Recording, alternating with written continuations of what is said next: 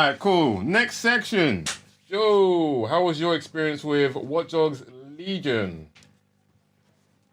Dun dun dun. I was going to gonna say something else. Then I was like, oh my gosh. Yeah, guys. So what? A couple weeks ago, I got to play Watch Dogs Legion for 4 hours.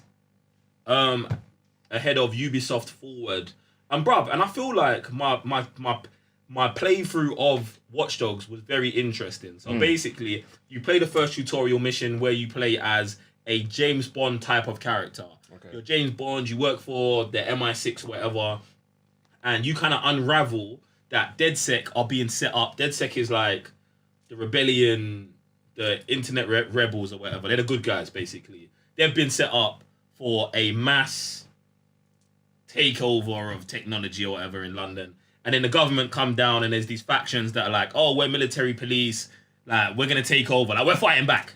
We're going to keep you guys under control. First mission's cool, man. I feel like I really like the game. Like, I love Watch Dogs as a whole. I think there's some good parts from what I played and there's some bad parts. I think if we go with the good parts, I think like it is Watch Dogs, bruv. Do you know what I'm saying? Like, this game is Watch Dogs, but I feel like this game is Watch Dogs on 1,000. Do you know what I'm saying? It's like in the first Watch Dogs, you're one dude who is a hacker, who's just the best hacker, bruv. Like, and he can just hack anything. And then in the next game, you're part of a gang that is great at hacking and you're working together to fight back. But in this new game, everyone has the potential to be a hacker. Do you know what I'm saying? So it really makes you deeper and deeper, plugs you deeper and deeper into that Watch Dog world and stuff like that. So I thought that was one of the good things. One of the great things about the game as well is obviously, from what I saw and played, every single NPC is playable. Every single one. Maybe except for shop owners. Okay. Like, you can't...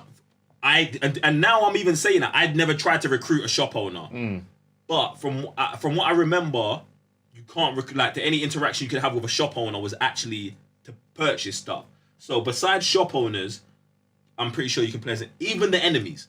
Like, you can go up to a security guard who is gonna shoot you if you step into their territory and try and recruit, man, and work to get him onto your team. Might be a bit difficult, harder. You might have to go through like more extreme lengths, but you can get him onto your team. I think just that mechanic itself is so ambitious and so good. Like, it's a bit mad, but like, it's there, bro. So this is when I say it's Watch Dogs on 1,000. It's like, if you're deep into Watch Dogs, I would say you need this game. If you're like coming into it, I feel like it could be overwhelming, bro. Because like, you've got 10 characters, fam. Do you know what I'm saying? And it's like, I don't know. I found myself, even though I had bare characters, obviously because I was doing a 4-hour playthrough, I jumped to bare characters to do it.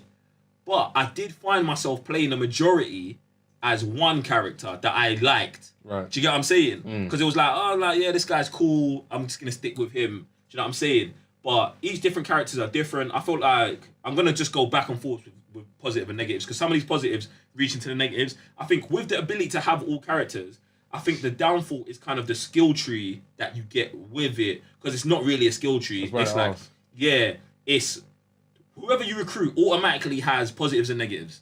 Do you know what I'm saying? And it's like, if they're positive, and it makes it good because then you're trying to assess the scenario for who you go in with. But at the same time, it doesn't give you that ability to play with, let's say, this character that you favor, unless you use that character and just stick to what they're good at. So like, even though this mission needs stealth, I'm going to go in all guns blazing because this character is best off at that. Do you know what I'm saying? You can still do it in stealth, but it might be a bit more difficult. You don't have the buffs there. So I feel like that is going to be interesting. And it's like, I don't think I'll know the answer to that question until I'm playing the full game. Okay, yeah. Do you know what I'm saying? So I thought that was interesting. From what I could see, permadeath is not real in the game. From what I saw, I think, like, if you watch my gameplay on my channel, my YouTube channel, there's a video there, you can check it there.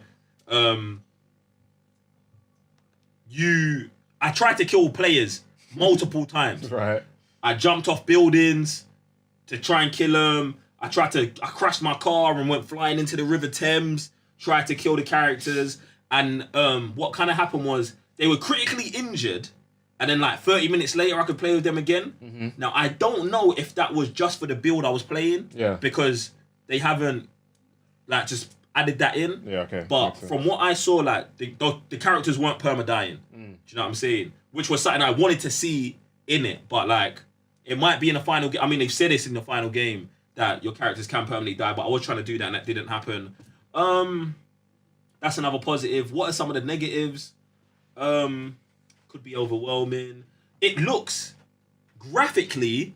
There's not big enhancements for me from what I've seen of it, but at the same time, I'm playing an early build of the game. Yeah. So the polish and all the other stuff might not have been fully complete yet. But from what I did play, it looks very similar to Watch Dogs 2, which is not a bad looking game at all, which is fine. But obviously, after coming off playing The Last of Us 2 and all these other games, I want some souped up graphics, and that might be in the final versions. Not sure, but from what I saw, graphically, it's on par with it's on par with the series. Yeah. So I thought that was fine. Gameplay mechanics were cool, man. I thought the only thing what was tough for me was that I was playing. So the way I played the game, like they didn't send it to me. Like you play it through a streaming service, and the game's configured for Xbox. Oh, okay. So I'm playing with a DualShock 4, but the prompts coming up on the screen are for Xbox. So that took like maybe an extra 30 minutes. Why is this? Is triangle and stuff like that. So besides that, man, bruv, I kind of enjoyed the playthrough, fam. And like I said, after watching the new Avengers clips and stuff like that, gave me a new perspective, innit? But yeah, man, it's alright. It seems like what you would expect from Watch Dogs on steroids, bro. Okay. Do you get what I'm saying? Yeah. Like, so if you're a Watch Dogs fan, I think you're gonna be very happy with this game. Do you know what I'm saying? The only thing is, I'm not sure of if you're not a Watch Dogs fan, if it's gonna draw you in. Okay. Do you get what I'm saying? Yeah. That's the thing, and I think that's more to do with the character thing. Because in Watch Dogs 1 and 2, with the marketing, you promote it around the character. Do you know what I'm saying? Oh, you're I can't remember the dude's name from the first game, but you're Marcus in the second game. If you think the character's likable, you'll jump onto the game. And in Legions, because you can beat everyone, yeah, there's the possibility to market to everyone, but then you also lose that this is who you are, this is your mission, this is, you know what I'm saying? Yeah. So it's interesting. That part of it's interesting. Get me? But yeah, man, I'm gonna be getting the game.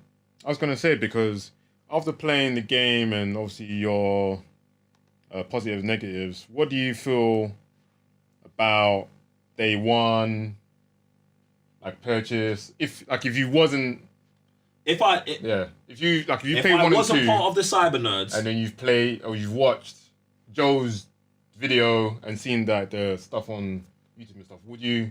Okay, if you was two people, if you was the guy that was play 1 and 2, seen your video on YouTube, seen all the stuff in Ubisoft Forward, would you buy it day one? And if you're that guy who hasn't played Watch Dogs ever and seen all this stuff, would you still buy it day one?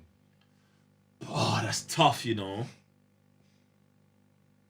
I think if you've watched the trailers, you watch my YouTube videos, or you watch content around it, you buy, and you're a fan of Watch Dogs, you buy it day one. You buy it day one. Get me? But if you're like new to the whole thing and this is your first Watch Dogs experience, I feel like you're potentially a bit more hesitant. Okay. Do you get me? Just because of how overwhelming it is. And this is what I'm saying. Like, when I think a couple of weeks ago we was talking about Watch Dogs 1 and 2 was on sale on the PlayStation Store. I would implore anyone who's not played the series to jump on one of these games so you know what you're getting, bruv. Do you know what I'm saying? Because Watch Dogs 1 and 2, I love both of those games, fam. And I feel like it's an easy evolution for me. Yeah. Do you know what I'm saying? To know what I could do in that game to what I could do in this game. And like I said, it might be overwhelming for a lot of people, bruv. And there's so many different ways to play the game with the characters. Like, you might be even more lost because it's like, oh, who do I be? What do I want to do? Like, in the other games, there was a very linear, you are this dude, this is how it runs. Yeah. And you can play, there's different play styles, but you get the general gist of the dude. Oh, you know what I'm saying? Cool. So it's that. How did you find the new evolution of London on this map? Like, I thought it was cool, bruv. I thought it was cool, but like it's definitely, it's London, but it's a futuristic London. Yeah. Do you get what I'm saying? And it's like, it was cool, bruv. It was cool. It was London. Like, it was good to like drive around places that you know and see things. Like, anytime I saw something that I was like like any train station, I was like, I need to investigate the train station and see what it's like. Boom, boom, boom. So it is good that it's in London. I don't know how many people really care about that kind of stuff. Do you know what I'm saying? Because it's like you spend so many times in video games playing in other cities. Yeah. That when it's your cities, yeah, it's cool. But I feel like you get over that novelty pretty quick, and you're just like, all right, I'm just playing a game. I don't know, because when I play something like Spider-Man, or they've said that this is set in a real world kind of world. Obviously, with Spider-Man, not only do you feel as that character, but I do feel like I'm in like New York. Yeah. That kind of thing. So no, you do feel, bro. It's London, bro. I was gonna say, so is that set in? Bro, it's London. Correct? Yeah. Okay. Cool. It's London. Like, there's no qualms about it. There's no qualms that like it's London. Fam. Alright, cool. Like, even, you're driving down the street, bro. You see the underground, bro. It's London, fam. Like, That's what I wanted to there's hear. no trouble. Yeah. It's London. I don't know. I get those kind of quite. What movie you watched the other day? Was it like Bloodshot or something? Man said they're in London. Nah, they weren't in London, fam. They was not in London in Bloodshot. Qualms the hell out of me. I'm like, it's London easy. Don't tell me that kind of. Everything about it's London, fam. I think one of the weird things about the game, is that because obviously I think they said that every NPC has got like their own voice. Sometimes I feel like it's randomized, so sometimes you get weird voices. Like the voices don't match the characters that are talking about them, but then at the same time, maybe that's me just having preconceived notions about how certain people look and how they should sound. So maybe I'm that's actually a fault with me and not the game. Get me? Because bruv, I met one dark skinned brother. He had the maddest Irish accent. And I was like, fam, where is this happening? But then at the same time, someone could beat Joe and be like, bro, I met this dark skinned brother with the maddest British accent. And I could be like, yeah, I am in the wrong here, innit? So I hear you now. That's actually kind of true, though. I think I saw a post about that on Twitter as well. What? About the wrong people having the wrong voices? No, there was this chick. She had an Irish accent. It's like, no, this doesn't suit. Yeah. Everyone was like, what they do? Yeah, but they exist, bro. Like I was just saying, like that's exactly. Get me. So even like I was having that issue with the game, but I was like, Joe, these people are real, and the watchdogs are actually representing them, which is a madness in the time we're in now. Like that they was ahead of the game. Like that's mad. So yeah. Okay, But that did stand out to me, fam. But no, man, game was fun. Get me. I wish I had more time with it. Definitely, I wish I had more time with it, but it was cool, man. Was there any like kind of evolutions from like part 1 and 2 that was present, or anything they've taken out, and you're like, why is this no longer in the game? The evolution, and like I said, this game is Watch Dogs on steroids, bruv. So everything has evolved, bruv. Like there is, and I felt like what was holding me back is playing the last 2 games, because I'm playing this game and I'm playing it like I was playing the other ones, where it's like, oh, I'm only using this kind of system to infiltrate because this is what I've been used to from the old Watch Dogs games. But because of the new characters and all the different NPCs, there are different ways to infiltrate these things. Do you get what I'm saying? Do you get my point? Yeah. So I felt like the old games were kind of holding, like, had put me in a box on how I play Watch Dogs, and I feel like that's why I'm saying I needed more time, because if I had more time, I was trying to get through as much as possible, as opposed to sitting down with the game and being like, let me try and break into this place this way. I would never usually do it this way and do it. Do you know what I'm saying? So I feel like they've done good to evolve all of the game mechanics and stuff like that. Combat is better. Hand-to-hand combat does seem a bit better. But yeah, man, there are a couple weird stuff that I don't like. Like when you get shot, I think Call of Duty had it before, the screen starts going grey and it like comes hard to see and there's like red like marks around. It's a bit weird. Oh my gosh, that wasn't in the first game though. I can't even remember. And this is the thing, I can't remember. Can't remember if they're in the other 2 games. That's definitely everyone complained about that before, didn't they? In Call of Duty, it's a bit different because you're playing a first-person shooter. Yeah. Do you know what I'm saying? But I did feel like it was a bit off-putting when they did it in the game. Do you get what I'm saying? But bruv, this is a little nitpicky, bruv. Get me, like it's calm, man. It's alright. Alright, cool. Oh, you said day 1. I don't know. You don't know about day 1? Don't know, bruv. I don't feel like it, like October time. Well, late October, so it's like basically November. For me, I'll get it day 1. Do you know what I'm saying? I'll get it day 1, bruv. That's not a drama. Okay. Get me. We'll see. So we'll play one of those. Alright, cool. We got some a super chat from Man Like Bahador. I thought he was gonna be like, oh, because we moved on from by yourself, so now I was like, oh, B missed this week. But yeah, B, what's good, bro? What's happening, B? He's got Far Cry 5 Gold Edition, €20. Ooh. Gold edition. What comes with the gold edition? Has he broke it down? No, it has no. I'll double check that. It seems a bit hefty, bro. That does seem a bit much still. I'm Seems not a sure bit about hefty. because Far Cry 5. It's a decent game. So I like the Far Cry series. You played Far Cry 5, didn't you? Yeah, I think it's a decent game as well. Shout out to Ubisoft for sending us some games. Yeah, that game was legit, yo. Ubisoft are cool, you know. Yeah, super cool. I don't know how. Like, even their list of games, like even when something just go a bit like weird, like the games are still very enjoyable games. Like, Ubisoft and they hear are the community as well. Ubisoft are real steady. Yeah, is what I would say, bruv. Like they have a bad game, then they have a good game, they have a decent game. Like they're on the line, bruv. They're on the line, bruv, and they're trying as well, fam. Like, get me? I appreciate what Ubisoft are trying to do, fam. It's not very often that you see someone like they make a series and they be like, and they just get rid of it. Brother, just for anyone listening, but I don't think Ubisoft are perfect at all, you get me? Someone's in there like, Ubisoft are paying the Simon. No, they're not, bro. I'm just saying, like, Ghost Recon Wildlands sucks, bro. Yeah, like, don't play if that you game. if you need me to say that, just so we can clarify that Ubisoft ain't putting no ones in man's pockets, you get me? That game sucks. Get me? Alright, so the digital, let me just get this correct just in case I get it wrong. The Gold Edition. Gold Edition. It's €20. Wow, alright. The Gold Edition, it says, also includes Far Cry 3 Classic Edition. It's worth it. The whole game, yeah? Bro, just give me two whole games. I was going to say, there's other digital deluxe pack. What else is in that? Is that just it? Far Cry 5 and 3? Far Cry 5 and 3. This game will be playable for Season Pass owners on May 29th for 4 weeks. So you get the Season Pass as well? I don't know how that even... The word on that's a bit weird. Yeah, Season Pass as well. Bro, come on, man. You get the Season Pass, number 5, and number 3. What happened to number 4? That's a very good question. Or is number 3 and 5 connected as one story and 4 was like a spin-off? No, they're all like individual stories. I don't know. Oh, so 3's not even connected to 5 and no None of them are. Yeah, only 1 and 2 with the same character, with the guy on the same mission.